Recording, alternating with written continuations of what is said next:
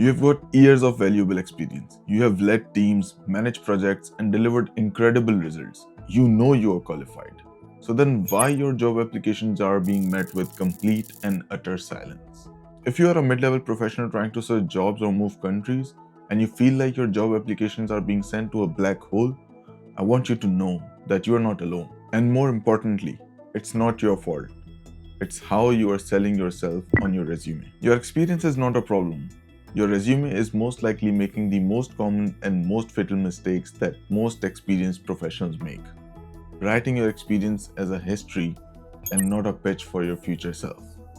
It most likely reads like a history book, boring, and doesn't excite the reader, which might get you interviews. In the next few minutes, I'm going to show you how to completely restructure and reframe your resume. We are going to transform it from a passive job description document to an exciting marketing document that will not only get attention of hiring managers, it will pass the ATS and will help you switch jobs locally or even the international move if you are targeting that. Hi, my name is Danish and I have helped hundreds of tech professionals break through exactly this wall. I can tell you a few strategic shifts are all that are standing between you and the interviews that you deserve. Let's get started.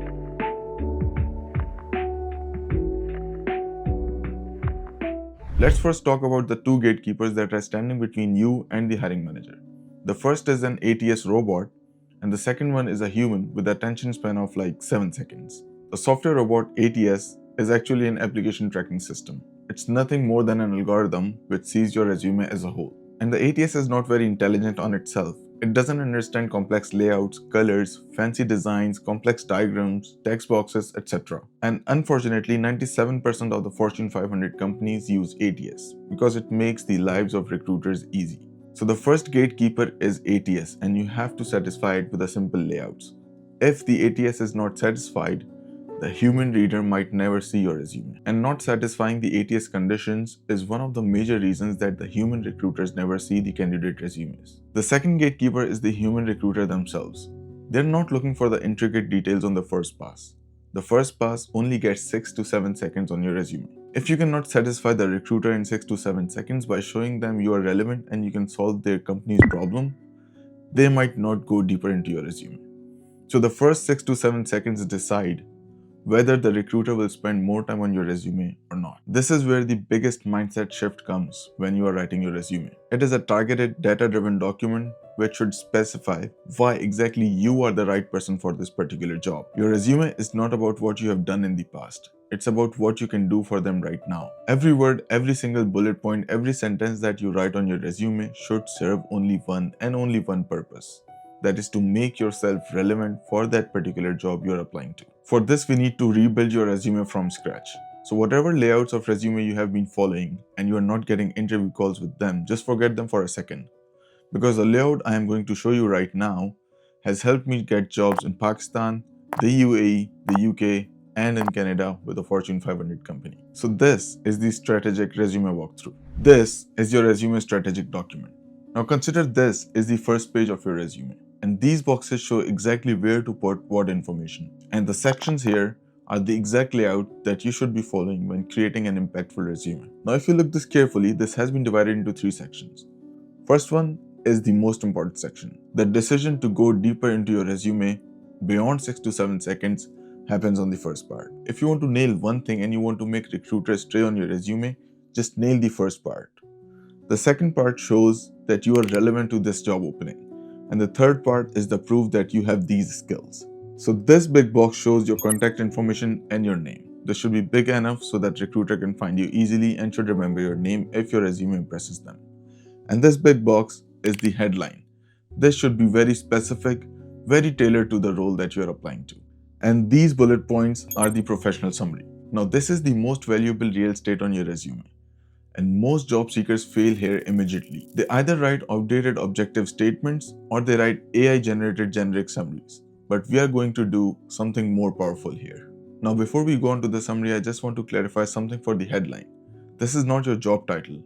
It is something which hooks the recruiter and makes you relevant instantly. So make sure it's your job title, including your skills and the impact you have driven in your previous roles. Now the summary should have at least 3 bullet points. The first one shows who you are. The second one shows that you have the relevant skills, and the third one shows the proof that you have those relevant skills. So in the first point, always mention the years of experience you have in a particular domain, and the domain should match whatever the company is looking for. The second sentence is whatever skills the company is looking for. You don't have to write the wall of text or include all the skills that you have. You just have to mention the skills which are more prominent in the job description. Make sure you mention those in your second sentence and what you did with them. Now, the third line is the actual impact that you drove for the business. What was the business impact when you used those skills? Did you bring in revenue? Did you make customers happy? Did you reduce costs? Did you save time? Whatever that impact was, that should go in there. And if you have any official certifications like AWS, PMP, etc., make sure you are making part of that first sentence. So now this is how a weak summary sounds. Dedicated and experienced manager with over 10 years in hospitality industry, skilled in operations, customer service, and team leadership, seeking to leverage my skills in a new and challenging environment. And this is what most people would write. And how you can transform into a powerful, impactful summary is this. Result-driven project manager with 10 years of experience leading cross-functional initiatives and optimizing complex operations. Expert in budget management, process improvement, stakeholder communication, with a proven ability to deliver large-scale projects on time under budget. Successfully orchestrated a 2 million hotel renovation, coordinating 50 plus vendors and staff, which resulted in 30% increase in guest satisfaction scores. Did you see the difference between the first and the second version? The second version had more keywords which were relevant to the job description, and it had more impact relevant to the job description, which makes the candidate more relevant to the recruiter and hooks the recruiter so that they can read their resume in depth. Now moving on to the next one. This is your skills section. This has to be just right after the summary. This is where recruiter will make the decision to see you as a relevant candidate or not. And you see these boxes, these are here for a reason. This is the template which I have been seeing all across the certified resume writer resumes. The best is to have a 3x4 grid. You don't have to write everything and anything that you have learned over the past years. You just have to mention the skills which are relevant to the job in a 3x4 grid. Now in many countries and in many roles, people don't prefer to be jack of all trades. And if you write all the skills that you have, you might become one. So it's better to write just the relevant skills and sprinkle all the other irrelevant skills throughout your experience. What I mean is, if you are referring every skill and any skill that you have learned over the years or in your whole career, you would be presenting yourself as a jack of all trades. Nobody wants to hire a person who is average across all the areas. The person they want to hire is expert in one field, and that's why the job openings are for a specific one field. So carefully select the skills which are an intersection of your skills and the skills which are mentioned in the job description. The more you can intersect, the better it is for you. So make a grid of 3x4 and mention these 12 skills that you find in the job description and are relevant for that opening. Pro tip here is to not use columns or tables. Just use tabs because ATS will break if you use columns. It's not very intelligent. Now the third part is the experience section, and this is where the actual meat is. Now how do you write your experience section? First thing is the job title. Second thing is the company that you worked for and the duration that you worked for. Now this line here is what you did in your job. It's optional, but these bullet points are mandatory. And now we are going to discuss how do you write impactful bullet points. Now experience section is fundamentally where we change how you talk about yourself on your resume. Now the hiring managers don't care about your responsibilities. They already know what a manager does, what a product owner does, what a software engineer does. What are they more interested in is what impact have you created in your previous roles? Were you able to move the needle forward for the business? The formula that you can use for every single bullet point in your resume is simple. It's a CAR method, stands for challenge, action, and result. It's a simple formula that can change how you look on your resume. Now let's get back to the hospitality manager that we discussed earlier. I will show you 2 points, one before and the after version of the same point. So this is how a normal candidate would write their experience. Responsible for managing daily hotel operations. This is a passive description of their duties. It's not very impactful. It doesn't show the impact, the quantifications of their work. What were his day-to-day operations? What did they look like?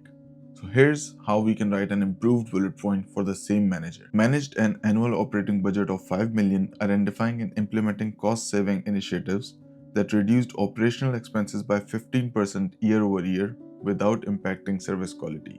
Now this is how it sounds impactful when you write with this framework. The challenge, the action, and the result. Now, each job should have at least 5 bullet points showing different areas or different achievements that you have achieved in that previous role.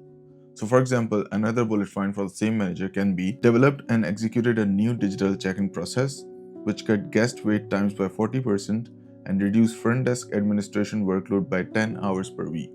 Now, this is some significant process improvements that this manager had achieved. And if he had only written that I was responsible for day-to-day operations of hotel, do you think the recruiter would be impressed or the hiring manager would be impressed and they would give a call back to this candidate? Now, the similar bullet point can be done for leadership levels. Let's do one more. Led a team of 40 plus staff through a high-stake transition to new property management system, completing the project 2 weeks ahead of schedule and ensuring 100% team adoption through targeted training programs.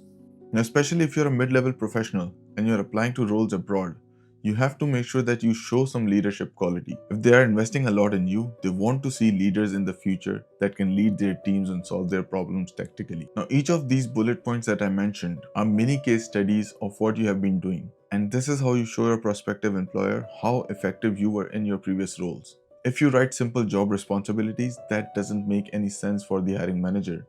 They want to see how did you move the needle for the business. The next sections are basically education and certifications or achievements.